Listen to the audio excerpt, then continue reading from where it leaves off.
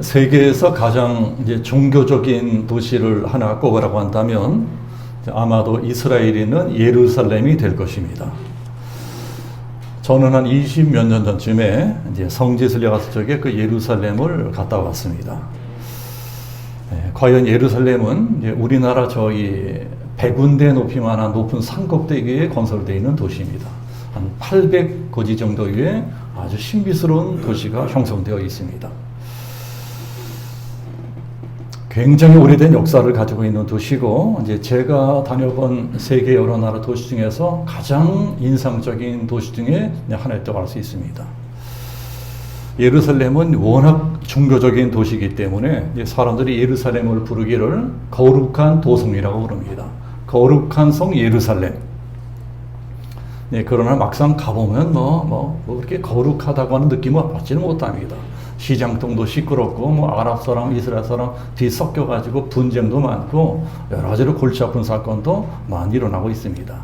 그러나 어쨌든 역사적으로 전 세계 모든 사람들에게 예루살렘은 거룩한 도시다, 거룩한 도성이다. 예루살렘의 이름 자체가 이제 그렇게 이미지화되어 있습니다.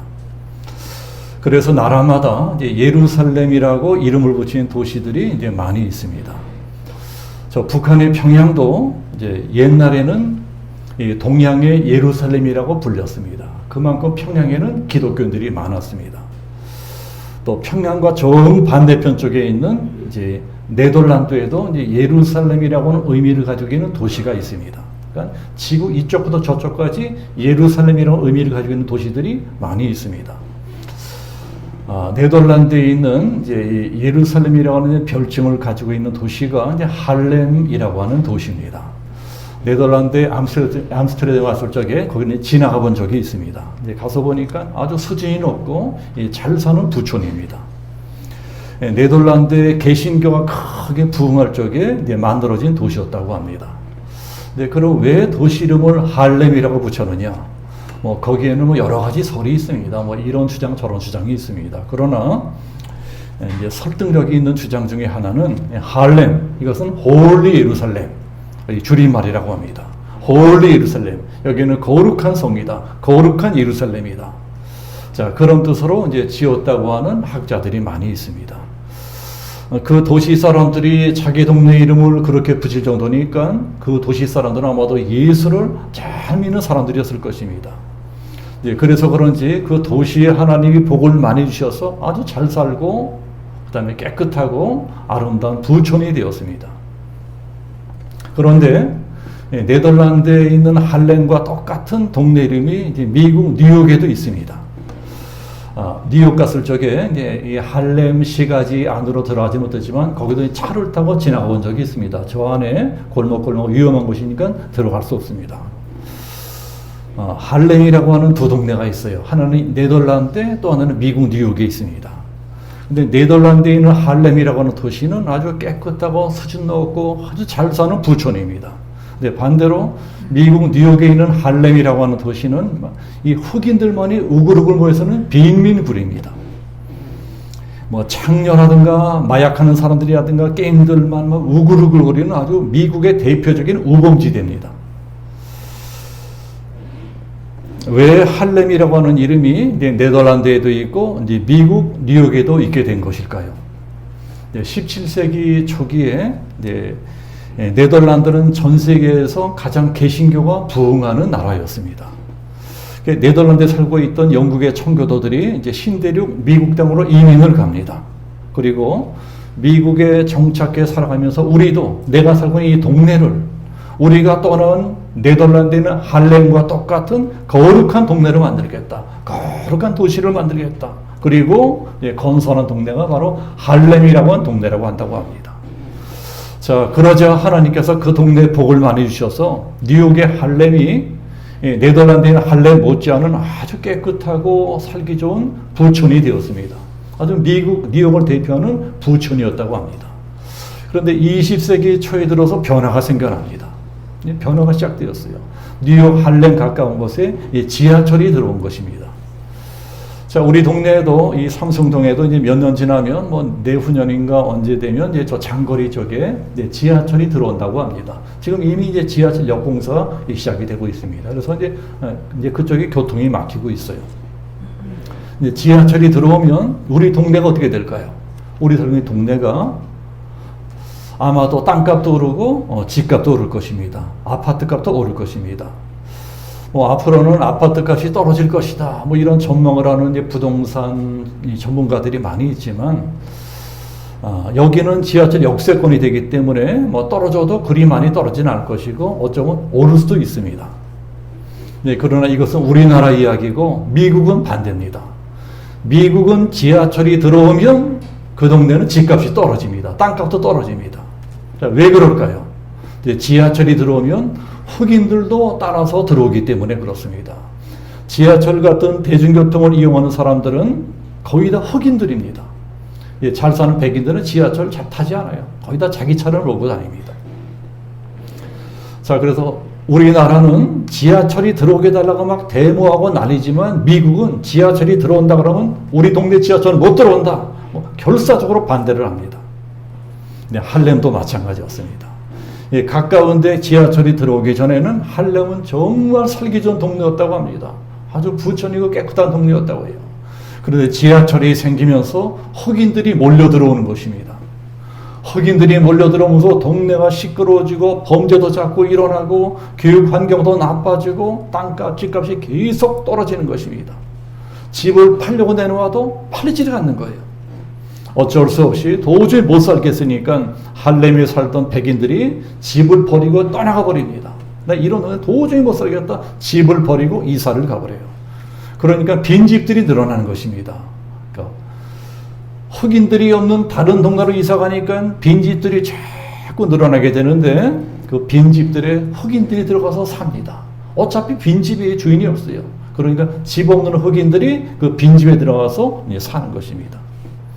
그러면서 그 집을 더럽게 쓰고, 막 벽에다가 막 낙서를 하고, 길에다가 쓰레기를 한 번에 내버리고, 골목길에서 마약하고 서로 싸우고 총질을 하고, 자, 이렇게 되면서 그 살기 좋던 동네가 졸지에 불량배들, 깡패들, 거지들, 창녀들, 마약 중독자들 우글우글거리는 미국에서 제일 비참한 우구번 시대, 빈민굴이 되어버렸습니다.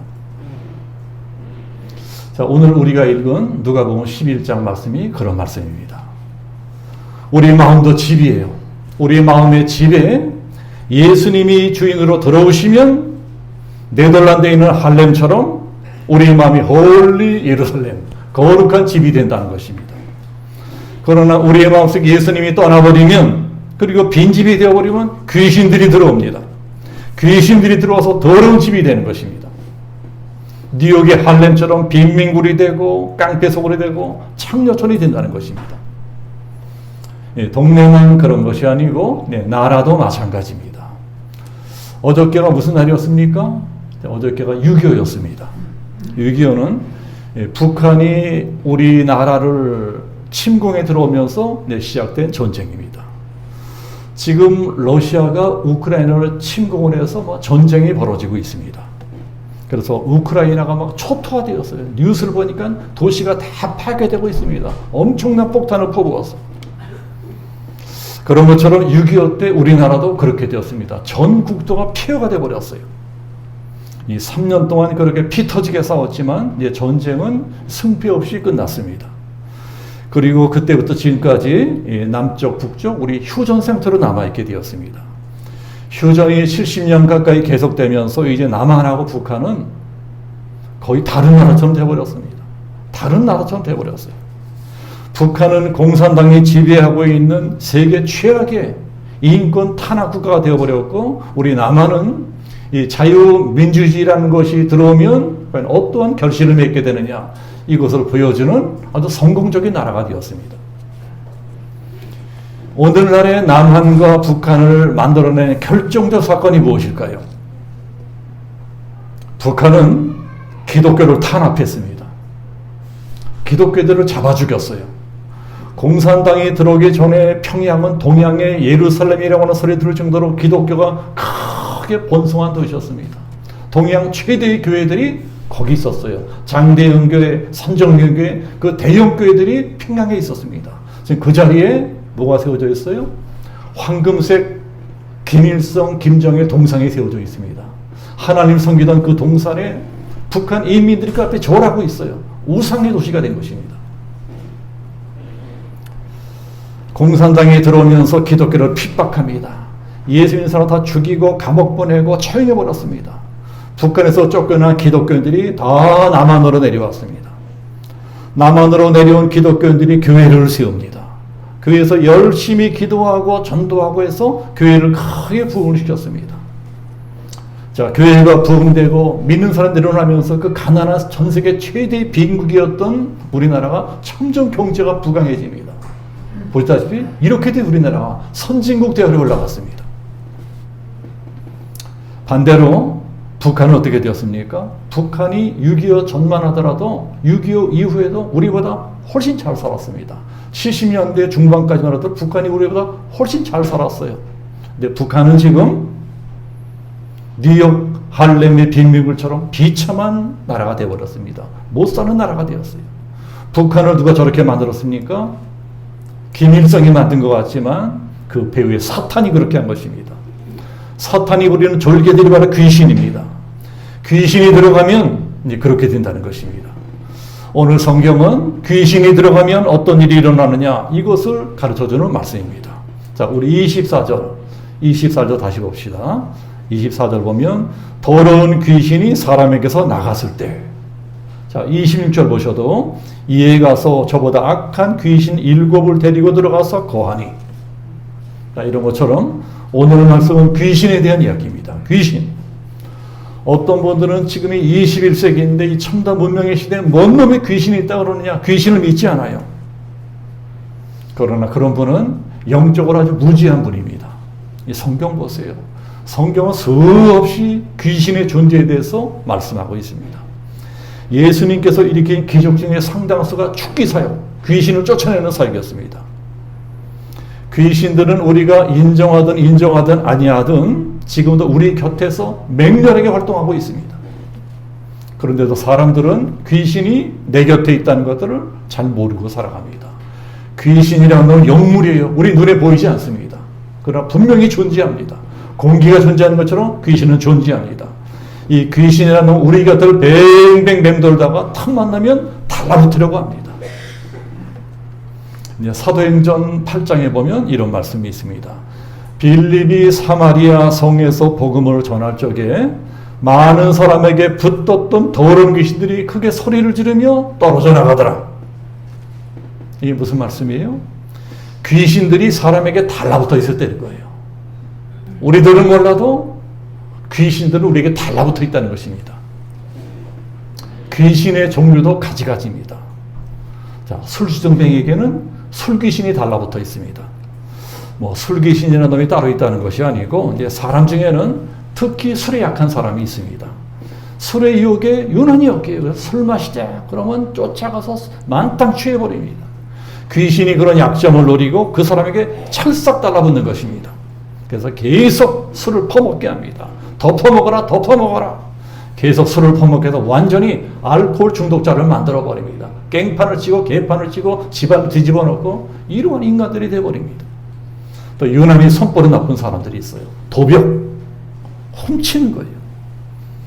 자, 그것도 귀신이 찰싹 달라붙어서 이제 그렇게 도둑질하게 합니다. 옛날에 대도 조세영이라는 사람이 있었으니까 대도 조세영. 그 사람이 보니까 나이가 80이 넘었는데 얼마 전 텔레비에 보니까 지금도 감옥 나면 또 도둑질하고 들어가고 또 도둑질로 들어가고 도둑질하는 귀신이 붙어 있었던 것입니다. 그 사람이 사람을 파괴시켜버렸습니다. 유난히 이성의 유혹이 약한 사람이 있습니다. 남자들은 여자의 유혹이 약해요. 여인들도 그런 분들이 있습니다. 그런 사람이 음란 귀신이 찰싹 달라붙어서 계속 바람을 피우게 합니다. 그러면 부부가 이혼하고 가정이 깨지게 됩니다. 아이들이 불행하게 됩니다. 도박에 중독된 사람도 있습니다. 화투라든가 카지노 같은 거 말고도 쇼핑 중독 같은 것들도 많이 있어요. 그것도 바로 이 노름 귀신이 찰싹 달라붙어 그렇게 되는 것입니다. 그래, 그런 사람들은 뭐 카지노 가서 전 재산 다 날리고 노처럼 살고 그러면서도 돈만 생기면 노름을 합니다. 그 노름 귀신이 달라붙어 그런 거예요. 바람 피는 사람이든 노름하는 사람이든 그 사람 생긴 모습을 보세요. 귀신의 형상을 하고 그 짓을 하고 있습니다. 귀신이 달라붙어 있는 거예요. 그렇게 이제 붙어 다니던 귀신이 나중에는 아예 그 사람 속으로 들어가 버립니다. 그 사람 속에 들어가서 완전히 점령을 해버려요. 노예로 삼아버리는 것입니다. 이게 바로 귀신이 씌우는 거예요. 귀신이 씌워버립니다. 그렇게 되면 어떤 사람은 막 끔찍한 살인범이 되기도 하고, 막 사람을 막 토막토막 내는 토막살인범이 되기도 하고, 그런 사람 지정신으로 하겠습니까? 살인마가 들어간 것입니다. 살인마가 들어가서 그런 짓을 하는 것입니다. 어떤 사람은 강간을 하고, 어떤 사람은 막 자살을 하고, 어떤 사람은 미쳐버리고, 어떤 사람은 점쟁이가 되고 무당이 되고, 하여튼 귀신이 들어가면 그 인생이 처참해지는 것입니다. 그래서 우리 더 정신 똑바로 차려야 됩니다. 귀신이라는 걸 워낙에 교활해서 까딱하면 우리까지 속을 수가 있습니다. 만약에 우리들이 인생을 살아가다가 뭔가 비정상적인 일들이 계속해서 나타나면 이게 뭐냐? 이게 혹시 귀신의 짓이 아닐까? 귀신의 장난이 아닐까? 이런 생각도 해보셔야 돼요. 그리고 빨리 예수 이름으로 쫓아야 됩니다. 귀신을 쫓아야 돼요. 예를 들면 이런 것입니다. 우리들은 살아가다가 이제 인간 관계에서 이런저런 갈등을 느낄 수가 있습니다. 누가 미워질 수도 있어요. 아니, 사람 미워지는 사람이 어디 있겠어요? 자, 그런 것은 누구에게나 있을 수 있는 자연스러운 현상입니다. 그런데 그 도가 지나친 거예요. 그 도가 너무 지나쳐서 어떤 사람은 생각만 하면 치가 떨립니다. 치가 부들부들 떨립니다. 이를 박박 갑니다. 그 사람 얼굴만 떠면 치가 떨리고 막 가슴이 벌렁벌렁하고 내가 이러지 말아야지 이러지 말아서 지나칠 정도로 너무 지나치게 그 사람이 미운 것입니다.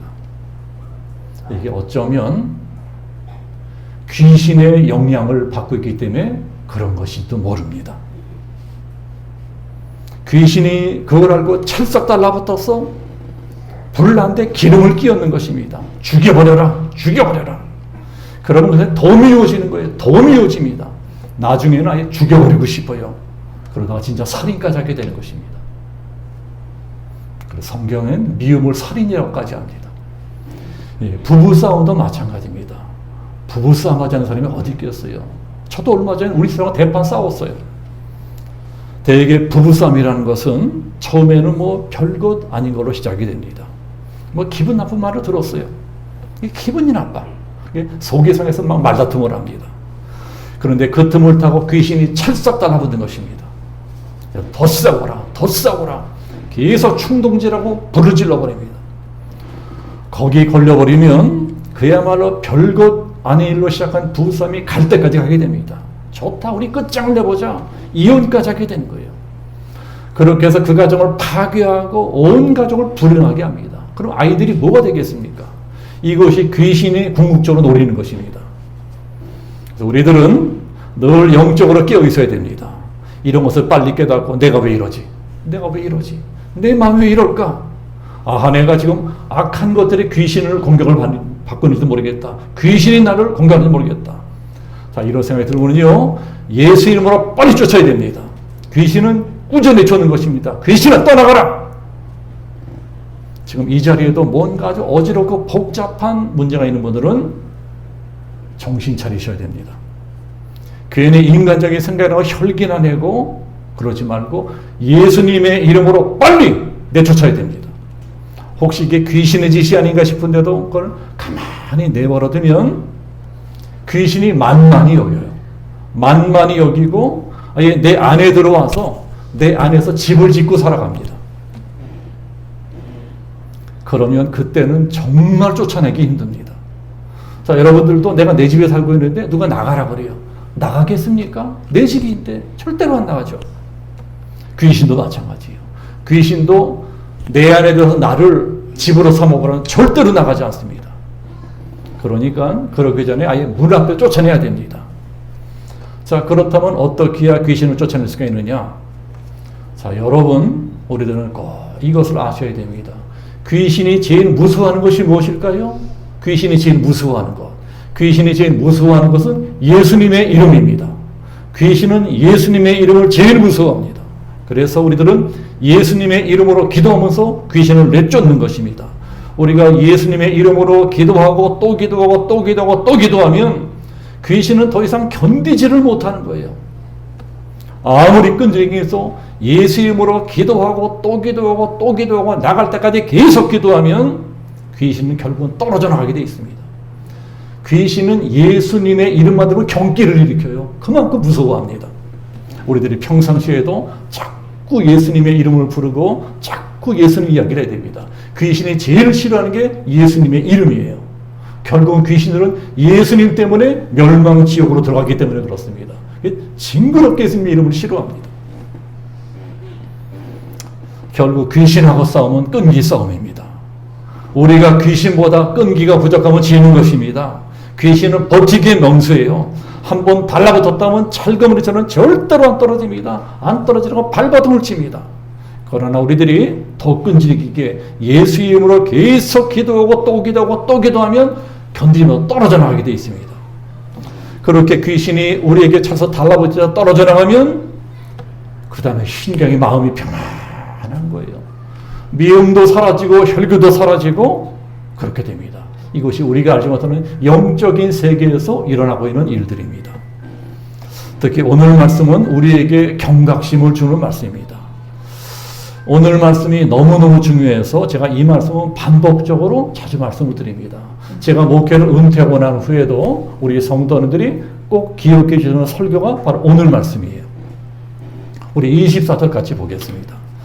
24절 보면 더러운 귀신이 사람에게 나갔을 때 물 없는 곳으로 다니며 쉬기를 구하되 얻지 못하고 이에 이르되 내가 나온 내 집으로 돌아가리라 하고.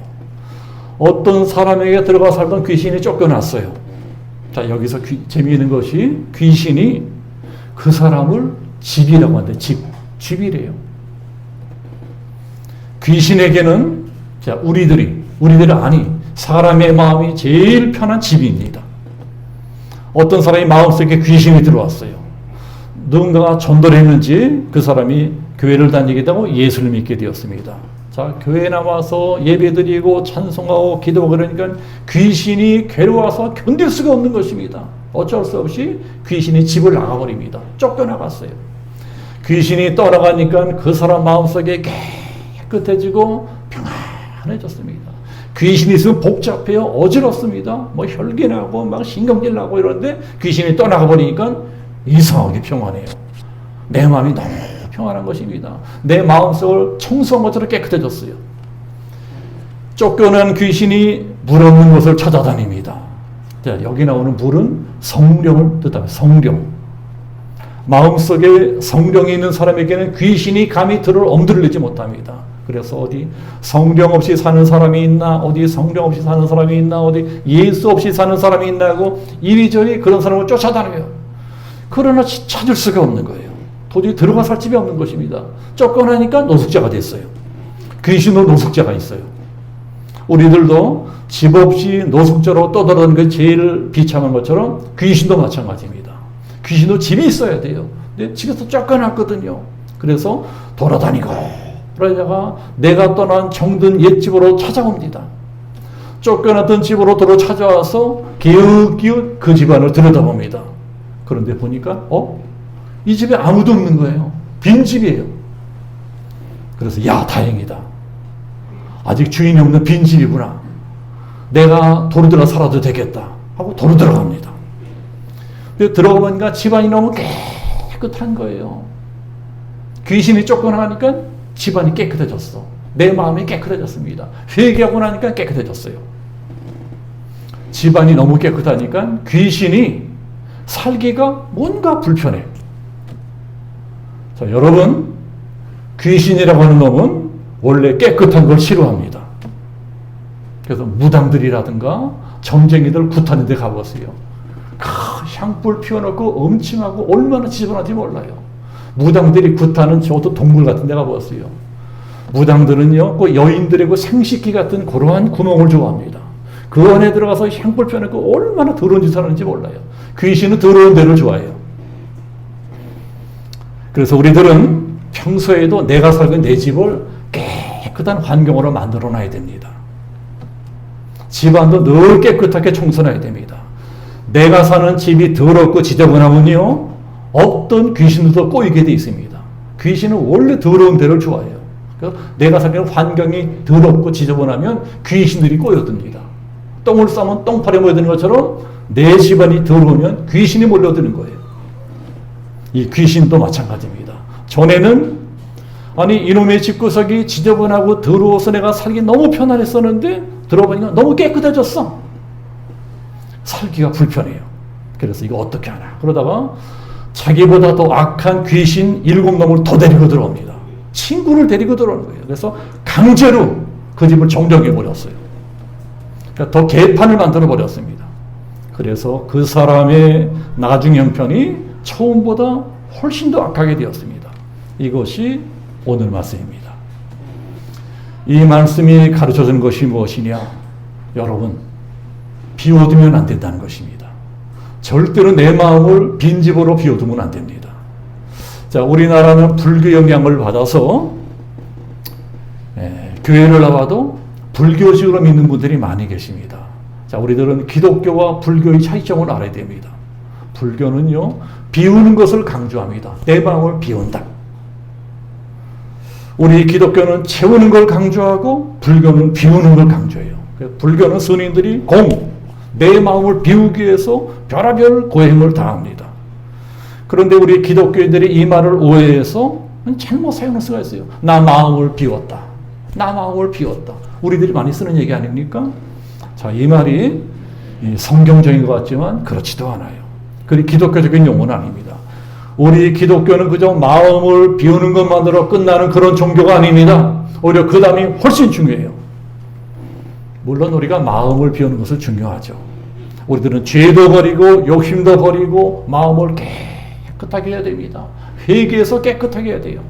그러나 성경에 진짜 교훈하는 것은 그 다음부터입니다. 절대로 마음을 비운 상태 그대로 남아있으면 안 된다는 거예요. 회개하고 내 마음을 깨끗하게 청소했으면 그 다음에는 반드시 예수님을 내 주인으로 모셔드려야 됩니다. 내 빈 마음이 예수님으로 가득히 채워진다는 것입니다. 그래야만 오는 사자처럼 돌아다니며 삼킬자를 찾고 있는 사탄 마귀의 공격으로부터 나를 지킬 수가 있어요. 아무리 회개하고 귀신을 쫓아냈어도 내 마음에 예수가 없고 성령 충만하지 못하면 그때부터 귀신들의 집중 표적이 됩니다.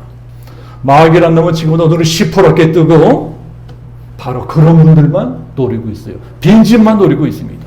그렇게 노리다가 기회가 생기면 자기보다 더 악한 귀신으로 때려 몰고 들어와가지고 강제로 점령해버리는 거예요. 그러면 오늘 말씀처럼 되는 것입니다. 나중 형편이 처음 형편보다 못하게 됐어요.